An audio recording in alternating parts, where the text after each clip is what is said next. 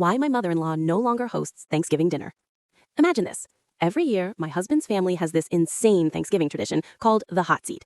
Basically, the newest member of the family has to sit at the head of the table while everyone else, and I mean everyone, takes turns roasting them about their biggest insecurities.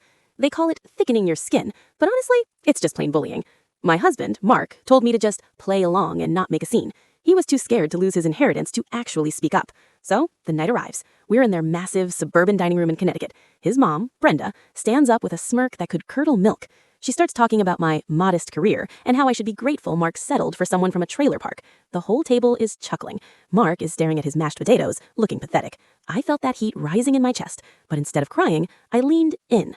I waited for a micro pause. Then I looked Brenda dead in the eye and said, "Oh, Brenda, you're so right about being honest. Is that why you've been working late with the pool contractor while Greg was on his fishing trip last month?"